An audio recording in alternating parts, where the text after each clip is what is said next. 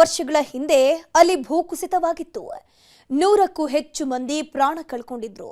ಆದರೆ ಈಗ ಅದೇ ಭೂತ ಮತ್ತೆ ವಕ್ಕರಿಸಿದೆ. ಭೂಕುಸಿತವಾಗಿ 3 ಪ್ರಾಣ ಕಳ್ಕೊಂಡಿದ್ದಾರೆ. ಈ ಸಾವು ನೋವಿಗೆ ಯಾರು ಹೊಣೆ? ಎಚ್ಚರಿಕೆ ಕೊಟ್ಟಿದ್ರೂ ಕೂಡ ನಿರ್ಲಕ್ಷ್ಯ ವಹಿಸಿದ್ದೇ ದುರಂತಕ್ಕೆ ಕಾರಣವಾಯ್ತಾ? ಇಲ್ಲಿದೆ ನೋಡಿ.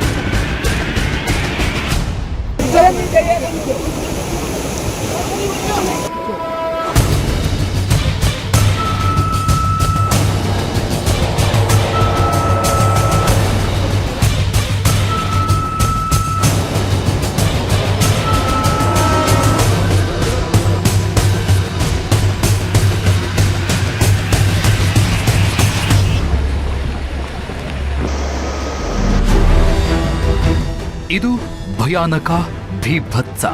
ಈ ದೃಶ್ಯವನ್ನ ನೋಡಿದ್ರೆ ಯಾರಿಗೇ ಆಗ್ಲಿ ಎದೆ ಜಲ್ಲನ್ನುತ್ತೆ. ಜೀವ ಉಳಿಸಿಕೊಳ್ಳೋಕೆ ಓಡ್ತಾ ಇರೋ ಜನರು,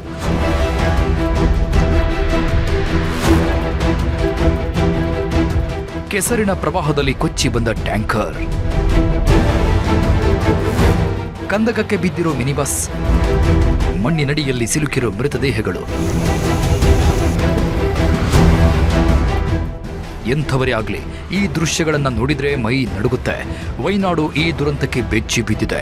ಗುಡ್ಡದ ಭೂತದ ಆರ್ಭಟಕ್ಕೆ 3 ಪ್ರಾಣ ಕಳ್ಕೊಂಡಿದ್ದು, 5 ನಾಪತ್ತೆಯಾಗಿದ್ದಾರೆ. ಅವರನ್ನ ಹುಡುಕೋ ಕೆಲಸ ನಡೀತಾನೆ ಇದೆ. ಆದ್ರೆ ಕೆಸರಲ್ಲಿ ಕೆಸರಾಗಿರೋ ಅವರನ್ನ ಹುಡುಕೋ ಕೆಲಸ ಯಾರಿಗೂ ಸುಲಭವಾಗಿ ಏನು ಕಾಣ್ತಾ ಇಲ್ಲ. ಯಾಕಂದ್ರೆ ಮಳೆ ಬೀಳ್ತದೆ. ರಕ್ಷಣಾ ಕಾರ್ಯಾಚರಣೆ ನಡೀತಾ ಇರೋ ಸ್ಥಳದಲ್ಲೇ ಧೋ ಅಂತ ಸುರಿತಾ ಇದೆ. ಆದ್ರಿಂದ ರಕ್ಷಣಾ ಕಾರ್ಯ ವಿಳಂಬವಾಗ್ತಿದೆ. ಇದರ ಜೊತೆಗೆ ಮತ್ತೆ ಗುಡ್ಡ ಕುಸಿತವಾಗೋ ಆತಂಕ ಎದುರಾಗ್ತಿದೆ. ಅಭಿವೃದ್ಧಿಯ ಸುರಂಗಗಳೇ ಶಾಪವಾಗಿ ಕಾಡ್ತಿದೆ.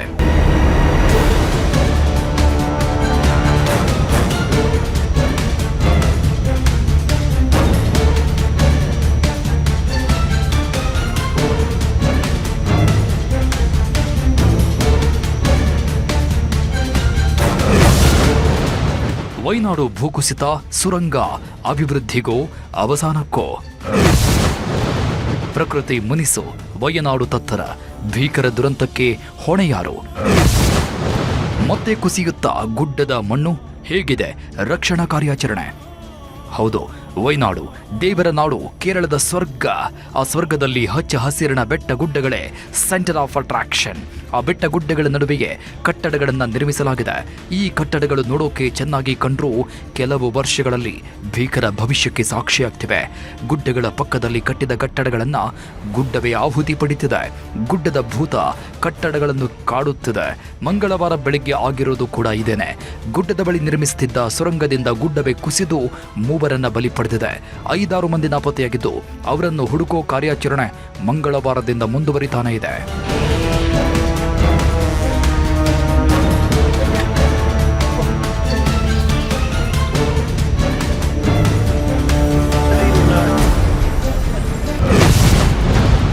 ಅಡಿ ಮಣ್ಣು ತೆಗೆದ್ರೂ ನಾಪತ್ತೆಯಾದವರ ಸುಳಿವಿಲ್ಲ. ವೈನಾಡಲ್ಲಿ ಕಲ್ಲಾಡಿಯಲ್ಲಿ ಆಗಿರೋದು ಸಾಮಾನ್ಯ ಭೂಕುಸಿತ ಅಲ್ಲ. ಇಡೀ ಗುಡ್ಡವೇ ಕುಸಿದಿದೆ. ರಾಶಿ ರಾಶಿ ಮಣ್ಣು ಅಲ್ಲೇ ಸುರಂಗ ನಿರ್ಮಿಸುವ ಕೆಲಸದಲ್ಲಿದ್ದ ಕಾರ್ಮಿಕರ ಮೇಲೆ ಬಿದ್ದಿದೆ. ಈಗ ರಕ್ಷಣಾ ಸಿಬ್ಬಂದಿ 20 ಅಡಿ ಮಣ್ಣು ತೆಗೆದರೂ ಸುಳಿವೇ ಸಿಗದಂತೆ ಕಾರ್ಮಿಕರು ನಾಪತ್ತೆಯಾಗಿದ್ದಾರೆ.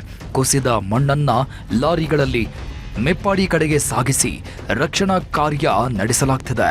ಮತ್ತೊಂದು ಕಡೆ ಭೂಕುಸಿತ ಸ್ಥಳದಲ್ಲಿ ಮತ್ತೆ ಭಾರೀ ಮಳೆ ಸುರಿದಿದ್ದು, ಮಳೆ ನಡುವೆಯೇ ಶೋಧ ಕಾರ್ಯಾಚರಣೆ ನಡೀತಾ ಇದ್ದು ಸುಗಮ ಕಾರ್ಯಾಚರಣೆಗೆ ಅಡ್ಡಿಯಾಗ್ತಿದೆ.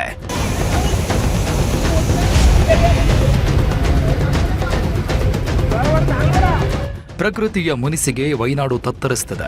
ಮೇಲ್ನೋಟಕ್ಕೆ ಹಾಗನ್ನಿಸ್ತಿದೆ, ಆದರೆ ಇಲ್ಲಿ ಪ್ರಕೃತಿ ಮುನಿಸಿಕೊಂಡಿರೋದಕ್ಕೆ ಕಾರಣವೇ ಇದೆ. ಗುಡ್ಡಕ್ಕೆ ಸುರಂಗ ಕಟ್ಟಿ ಅಭಿವೃದ್ಧಿ ಹೆಸರಲ್ಲಿ ಪ್ರಕೃತಿಯನ್ನ ಹಿಂಡಿ ಹಿಪ್ಪಿ ಮಾಡ್ತಿರೋದೇ ದುರಂತಕ್ಕೆ ಕಾರಣ ಅಂತ ಹೇಳಲಾಗ್ತಿದೆ. ಡಿಸಿ ಆದೇಶಕ್ಕೂ ಬೆಲೆ ಇಲ್ಲದೆ ನಿಯಮ ಗಾಳಿಗೆ ತೂರಿ ಸುರಂಗವನ್ನ ನಿರ್ಮಾಣ ಮಾಡ್ತಾ ಇದ್ದಿದ್ದೇ ಅಮಾಯಕರನ್ನ ಬಲಿ ಪಡೆದಿದೆ. ಏನಿದು ಸುರಂಗ ಯೋಜನೆ ಅಂತೀರಾ? ಎಲ್ಲಿದೆ ನೋಡಿ.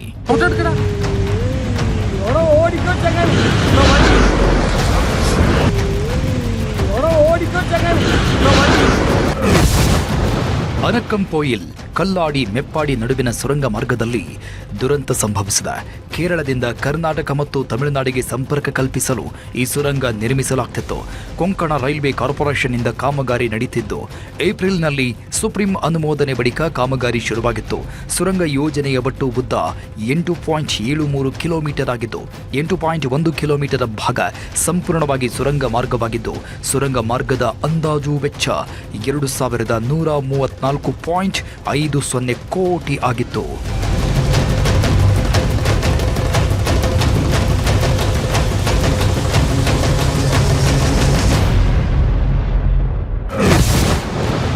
ರಕ್ಷಣಾ ಕಾರ್ಯಕ್ಕೆ ಸ್ನಿಫರ್ ನಾಯಿಗಳ ಬಳಕೆ. ಹೌದು, ಈ ಸುರಂಗ ಮಾರ್ಗಕ್ಕೆ ಸಾವಿರಾರು ಕೋಟಿ ಖರ್ಚು ಮಾಡಲಾಗಿತ್ತು. ಆದರೆ ಈಗ ಆ ಸುರಂಗವನ್ನೆಲ್ಲ ಗುಡ್ಡದ ಮಣ್ಣು ನುಂಗಿ ಹಾಕಿದೆ.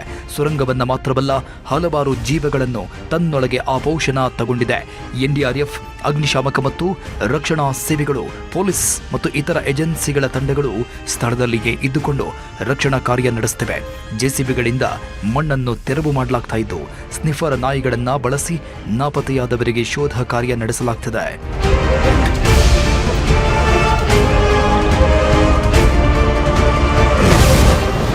ಭೂಕುಸಿತವಾಗುತ್ತೆ ಎಚ್ಚರಿಕೆ, ಮೊದಲೇ ಜಿಲ್ಲಾಧಿಕಾರಿ ಪತ್ರ. ಸುರಂಗ ನಿರ್ಮಾಣದಲ್ಲಿ 100 ಮಂದಿ ಕೆಲಸ ಮಾಡ್ತಾ ಇದ್ರಂತೆ. ಆದರೆ ಭೂಕುಸಿತವಾದ ಸ್ಥಳದಲ್ಲಿ 15 ಮಂದಿ ಮಾತ್ರ ಇದ್ದು ಎಷ್ಟು ಮಂದಿ ನಾಪತ್ತೆಯಾಗಿದ್ದಾರೆ ಅನ್ನೋದು ಇನ್ನೂ ಸ್ಪಷ್ಟವಾಗಿಲ್ಲ. ಈ ಬಗ್ಗೆ ಮಾತಾಡಿರೋ ವೈನಾಡು ಜಿಲ್ಲಾಧಿಕಾರಿ ಮೇಘಶ್ರೀ ಜೂನ್ 27ರಂದು ಸುರಂಗ ಕೆಲಸ ನಿಲ್ಲಿಸಲು ಸೂಚಿಸಿದ ಗುಡ್ಡ ಕುಸಿಯುವ ಆತಂಕದ ಬಗ್ಗೆ ಪತ್ರ ಬರೆದಿದ್ದೆ ಎಂದಿದ್ದಾರೆ. ನಿನ್ನೆ 11 ಕಾಲಷ್ಟೊತ್ತಿಗೆ ಇಲ್ಲಿ ಇದು ಇಶ್ಯೂ ಆಗಿರೋದು. ಸೊ ಇಮಿಡಿಯೇಟ್ ಆಗಿ ನಾವೆಲ್ಲರೂ ಇಲ್ಲಿಗೆ ಬಂದ್ವಿ. ಮತ್ತೆ ವಯನಾಡಲ್ಲಿ NDRF ಇಂದು 30 ಜನದ ಅಂಗ ಇಲ್ಲೇ ಇರುತ್ತೆ, ವಯನಾಡಲ್ಲೇ ಇರುತ್ತೆ. ಸೊ ಅವರು ಇಮಿಡಿಯೇಟ್ ಆಗಿ ರೆಸ್ಕ್ಯೂ ಆಪರೇಷನ್ ಸ್ಟಾರ್ಟ್ ಮಾಡಿದ್ದಾರೆ. ಫೈರ್ ಆ್ಯಂಡ್ ಸೇಫ್ಟಿ ಆಫೀಸರ್ಸ್ ಇದ್ದಾರೆ, ಸಿವಿಲ್ ಡಿಫೆನ್ಸ್ ವಾಲಂಟಿಯರ್ಸ್ ಇದ್ದಾರೆ. ಇವಾಗ ಅಲ್ಲಿ ವರ್ಕ್ ನಡೀತಾ ಇರೋ ಜಾಗದಲ್ಲಿ 27th ಜೂನಿಂದ ವರ್ಕ್ ಸ್ಟಾಪ್ ಮಾಡೋಕ್ಕೆ ಹೇಳಿದ್ವಿ. ಹಾಗಾಗಿ ವರ್ಕ್ ನಡೀತಾ ಇರಲಿಲ್ಲ. ಓನ್ಲಿ ಸರ್ವೆಲೆನ್ಸ್ಗೆ ಅವಶ್ಯ ಆಗಿರುವಂಥ ಜನ ಮಾತ್ರ ಅಲ್ಲಿದ್ದರು. ಸೊ ಹಾಗಾಗಿ ನಮಗೆ ಮೇಜರ್ ಕ್ಯಾಶುಯಾಲಿಟೀಸ್ ಇಲ್ಲ. ಅವರ ಸ್ಟಾಫ್ 3 ಜನ ದೇ ಆರ್ ಫೌಂಡ್ ಡೆಡ್. 5 ಜನ ಮಿಸ್ಸಿಂಗ್ ಇನ್ನೂ ರಿಪೋರ್ಟ್ ಮಾಡಿದ್ದಾರೆ. ಮಿಸ್ಸಿಂಗ್ ಜನನ ಹುಡ್ಕೋದು ಇವತ್ತಿಂದು ಮೇಜರ್ ಆ್ಯಕ್ಟಿವಿಟಿ. ನಮಗೆ 4 ಝೋನ್ ಆಗಿ ಕನ್ವರ್ಟ್ ಮಾಡಿಬಿಟ್ಟು ಮೆಷಿನರಿ ಇದೆ, ಮೆನ್ ಇದ್ದಾರೆ, ಸ್ನಿಫರ್ ಡಾಗ್ಸ್, ನಮಗೆ ಬೇಕಾಗಿರುವಂಥ ಎಕ್ವಿಪ್ಮೆಂಟ್ಸ್ ಎಲ್ಲ ಇದೆ. So will be continuing the search and rescue operation. ಹೌದು, usual our observations we had put and we had asked them to remove. ಹೌದು, ವೈನಾಡು ಜಿಲ್ಲಾಧಿಕಾರಿ ಮೇಘಶ್ರೀ ಮೊದಲೇ ಪತ್ರ ಬರೆದಿದ್ರು. ಸುರಂಗ ಮಾರ್ಗ ನಿರ್ಮಾಣದ ಗುತ್ತಿಗೆ ಪಡ್ಕೊಂಡ ಕಂಪನಿಗೆ ಎಚ್ಚರಿಕೆ ನೀಡಿದ್ರು. ಆದರೆ ಆ ಎಚ್ಚರಿಕೆಯನ್ನ ನಿರ್ಲಕ್ಷ್ಯ ಮಾಡಿ ಸುರಂಗ ಕಾಮಗಾರಿ ನಡೀತಾ ಇತ್ತಂತೆ. ಆ ಪತ್ರದಲ್ಲಿ ಏನಿತ್ತು ಇಲ್ಲಿದೆ ನೋಡಿ. ಗುಡ್ಡದ ಮೇಲೆ ಸಾವಿರಾರು ಟನ್ ಮಣ್ಣು ತೆರವು ಮಾಡಿ ಮಳೆಯ ವೇಳೆ ಗುಡ್ಡದ ಮೇಲಿನ ಮಣ್ಣಿನ ರಾಶಿ ಕುಸಿಯುವ ಅಪಾಯವಿದೆ. ಕಾಮಗಾರಿ ವೇಳೆ ಭಾರೀ ಯಂತ್ರೋಪಕರಣಗಳ ಬಳಕೆ ಮಾಡಬೇಡಿ, ಮಳೆಗಾಲದಲ್ಲಿ ಕ್ವಾರಿಯಲ್ಲಿ ಕಾಮಗಾರಿ ನಡೆಸಬೇಡಿ ಅಂತ ಜೂನ್ 20ರಂದೇ ವೈನಾಡು ಡಿಸಿ ಪತ್ರ ಬರೆದಿದ್ರು.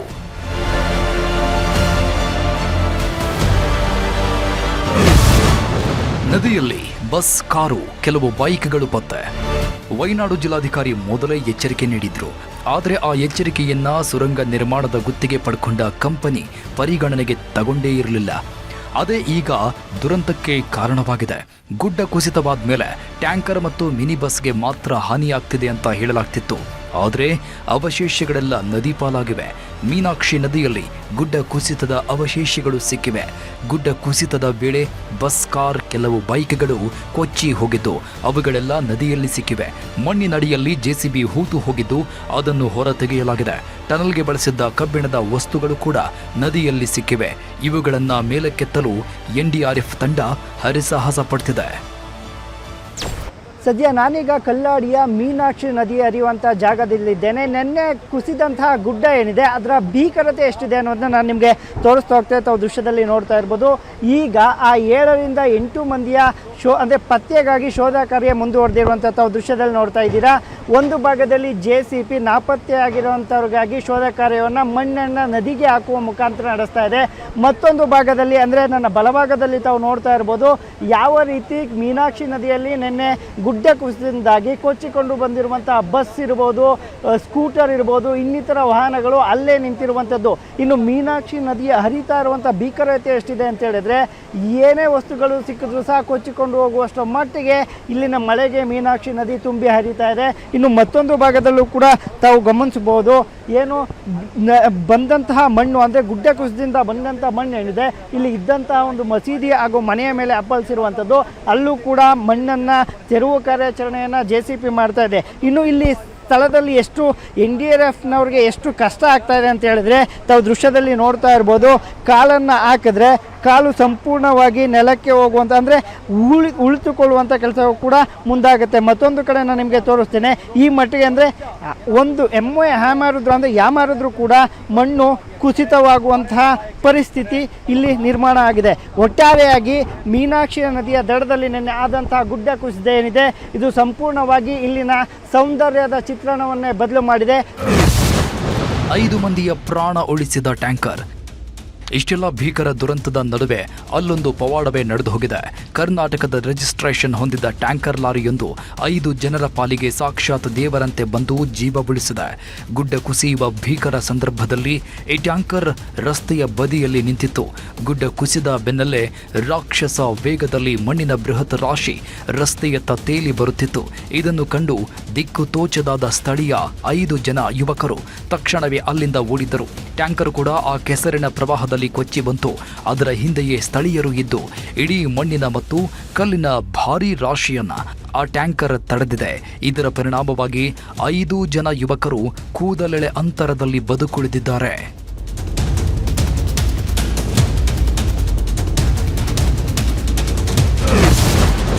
ಭೂಕುಸಿತವನ್ನ ಗಂಭೀರವಾಗಿ ತಗೊಂಡ ಕೇರಳಂ ಸರ್ಕಾರ.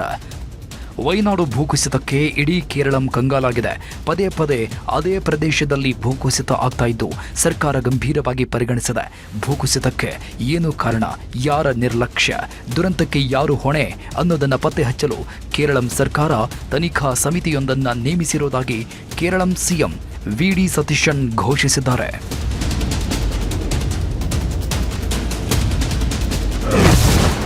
ಸುರಂಗ ಯೋಜನೆಗೆ ಕೇಂದ್ರ ಸರ್ಕಾರದ ಷರತ್ತು ವಿಧಿಸಿತ್ತು. ಆ ಷರತ್ತುಗಳನ್ನು ಗುತ್ತಿಗೆ ಕಂಪನಿ ಪಾಲಿಸಿದೆಯೇ? ಜಿಲ್ಲಾಧಿಕಾರಿ ಸೂಚನೆ ಪಾಲಿಸಲು ಗುತ್ತಿಗೆ ಕಂಪನಿ ವಿಫಲವಾಗಿದೆಯೇ? ಇದೇ ನಿರ್ಲಕ್ಷ್ಯ ಭೂಕುಸಿತ ದುರಂತಕ್ಕೆ ಕಾರಣವಾಯ್ತಾ? ಹಿರಿಯ ಅಧಿಕಾರಿಗಳ ಎಚ್ಚರಿಕೆಯನ್ನ ಪರಿಗಣಿಸಿರಲಿಲ್ವಾ? ಈಗಿನ ಭೂಕುಸಿತ ದುರಂತಕ್ಕೆ ಕಾರಣಗಳೇನು? ಭವಿಷ್ಯದಲ್ಲಿ ಇಂಥ ದುರಂತಗಳು ತಡೆಯೋದು ಹೇಗೆ ಎಂಬುದನ್ನು ತಿಳಿಯೋದೇ ಸಮಗ್ರ ತನಿಖೆಯ ಉದ್ದೇಶವಾಗಿದೆ.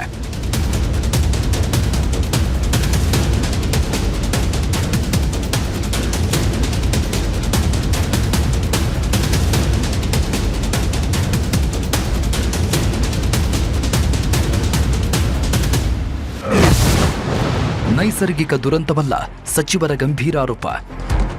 ವೈನಾಡಲ್ಲಿ ಆಗಾಗ ಗುಡ್ಡ ಕುಸಿಯೋದು ಕಾಮನ್. ಹಲವಾರು ಬಾರಿ ಇಂಥ ದುರಂತಗಳಿಗೆ ನೈಸರ್ಗಿಕ ವಿಕೋಪ ಅನ್ನೋ ಹಣೆಪಟ್ಟಿ ಕಟ್ಟಲಾಗ್ತಾ ಇತ್ತು.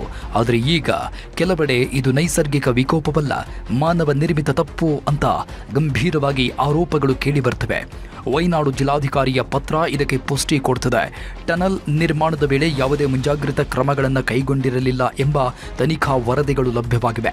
ಇಷ್ಟೇ ಅಲ್ಲ, ಈಗ ನಡೆದ ಭೂಕುಸಿತ ಮಾನವ ನಿರ್ಮಿತ ಎಂದು ಕೇರಳದ 2 ಸಚಿವರಾದ ರಮೇಶ್ ಚೆನ್ನಿತ್ತಲ ಮತ್ತು ಟಿ ಸಿದ್ದಿಕ್ ಆರೋಪಿಸಿದ್ದಾರೆ. ಭೂಕುಸಿತ ಉಂಟಾದ ಸುರಂಗ ಯೋಜನಾ ಸ್ಥಳದಲ್ಲಿ ಅವೈಜ್ಞಾನಿಕವಾಗಿ ಅವಶೇಷಗಳನ್ನು ಸುರಿಯಲಾಗಿದೆ. ಆ ಅವಶೇಷಗಳನ್ನು ತೆರವುಗೊಳಿಸಿಲ್ಲ. ಇದೀಗ ಭೂಕುಸಿತ ಆಗಲು ಇದೇ ಕಾರಣ. ನಿರ್ಮಾಣ ಗುತ್ತಿಗೆ ಪಡೆದ ಕಂಪನಿಯವರು ಅಂತ ಸರ್ಕಾರ ಒತ್ತಾಯಿಸುತ್ತಿದೆ.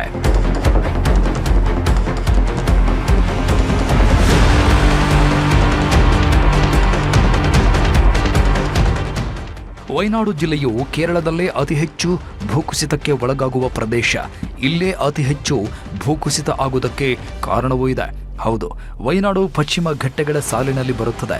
ಇಲ್ಲಿನ ಕಡಿದಾದ ಬೆಟ್ಟಗಳು ಮತ್ತು ತೀವ್ರ ಇಳಿಜಾರು ಪ್ರದೇಶವು ನೈಸರ್ಗಿಕವಾಗಿಯೇ ಮಣ್ಣಿನ ಕುಸಿತಕ್ಕೆ ಪೂರಕ ವಾತಾವರಣ ಸೃಷ್ಟಿಸುತ್ತವೆ. ಮುಂಗಾರು ಅವಧಿಯಲ್ಲಿ ಈ ಪ್ರದೇಶದಲ್ಲಿ ನಿರಂತರ ಮಳೆ ಸುರಿಯುತ್ತದೆ. ಮಳೆ ನೀರು ಮಣ್ಣಿನ ಆಳಕ್ಕೆ ಇಳಿದಾಗ ಮಣ್ಣಿನ ಕಣಗಳ ನಡುವಿನ ಹಿಡಿತ ಸಡಿಲಗೊಂಡು ಇಡೀ ದಿಬ್ಬವೇ ಕೆಳಕ್ಕೆ ಜಾರುತ್ತದೆ. ಇದರ ಜೊತೆಗೆ ಭೂಕಂಪ ವಲಯದಲ್ಲಿ ವೈನಾಡು ಬರಲಿದ್ದು ಇಲ್ಲಿನ ಭೂಗರ್ಭದಲ್ಲಿ ನಡೆಯುವ ಸಣ್ಣ ಪ್ರಮಾಣದ ಚಲನೆಗಳು ಕೂಡ ಇಳಿಜಾರುಗಳಲ್ಲಿರುವ ಮಣ್ಣನ್ನು ಅಸ್ಥಿರಗೊಳಿಸುತ್ತವೆ. ಇಂತಹ ಜಾಗದಲ್ಲಿ ಬೆಟ್ಟಗಳನ್ನು ಅಗದ್ರೆ ಅವೈಜ್ಞಾನಿಕ ಕಾಮಗಾರಿ ಕೈಗೊಂಡ್ರೆ ಗುಡ್ಡ ಕುಸಿತ ಆಗುತ್ತೆ. ಆದರೆ ಇಲ್ಲಿ ಎಲ್ಲರಿಗೂ ಕಾಣ್ತಾ ಇರೋದು ಮಾನವ ತಪ್ಪುಗಳು.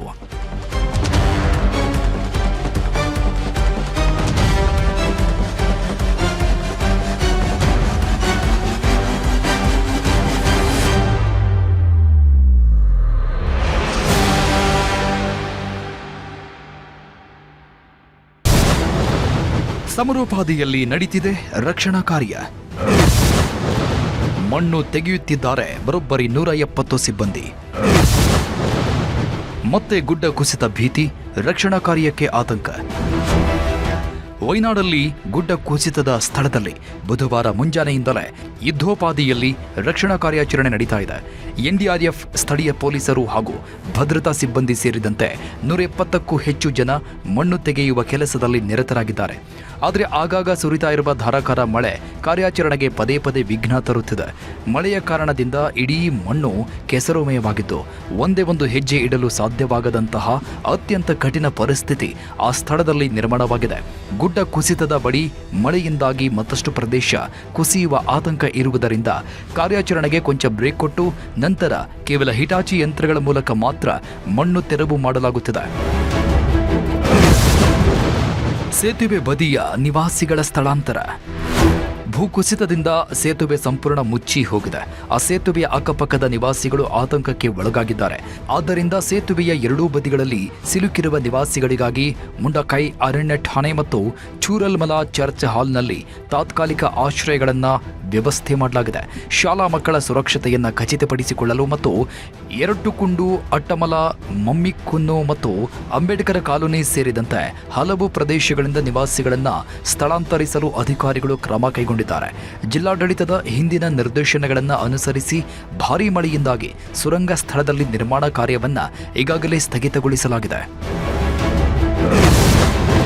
ಅಸಹಜ ಸಾವು ಪ್ರಕರಣ ದಾಖಲು, ತನಿಖೆ ಶುರು. ಕೇರಳಂ ಸಿಎಂ ವಿಡಿ ಸತೀಶನ್ ಈಗಾಗಲೇ ಉನ್ನತ ಮಟ್ಟದ ತನಿಖೆ ಘೋಷಿಸಿದ್ದಾರೆ. ಇನ್ನು ಇದೇ ದುರಂತದಲ್ಲಿ ಅಸಹಜ ಸಾವು ಪ್ರಕರಣವನ್ನು ದಾಖಲಿಸಲಾಗಿದ್ದು ಪೊಲೀಸರು ತನಿಖೆ ಆರಂಭಿಸಿದ್ದಾರೆ. ಸದ್ಯಕ್ಕೆ 3 ಮೃತರು ಗುರುತು ಪತ್ತೆಯಾಗಿದ್ದು ಅವರೆಲ್ಲ ಹೊರ ರಾಜ್ಯದ ವಲಸೆ ಕಾರ್ಮಿಕರು ಅನ್ನೋದು ತಿಳಿದು ಬಂದಿದೆ.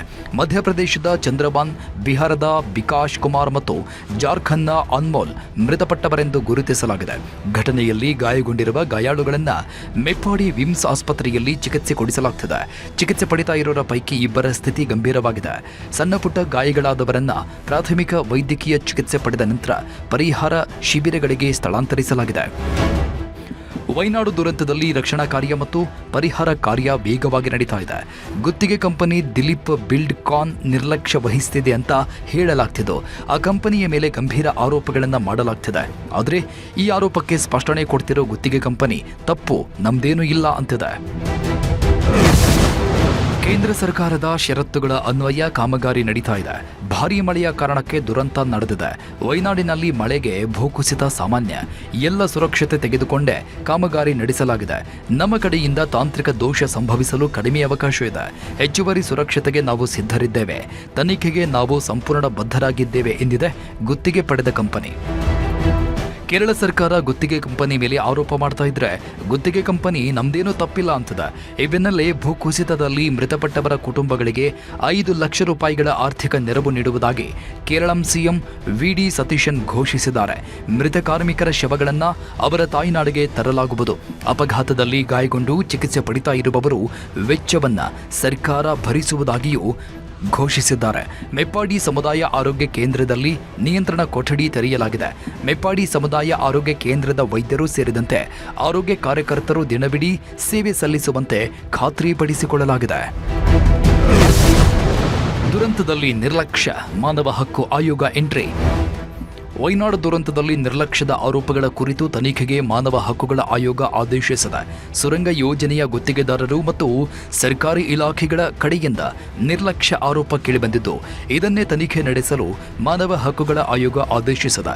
ಕೆಲವೇ ದಿನಗಳಲ್ಲಿ ದುರಂತಕ್ಕೇನು ಕಾರಣ, ಯಾರದ್ದು ಜವಾಬ್ದಾರಿ ಅನ್ನೋದು ರಿವೀಲ್ ಆಗಲಿದೆ.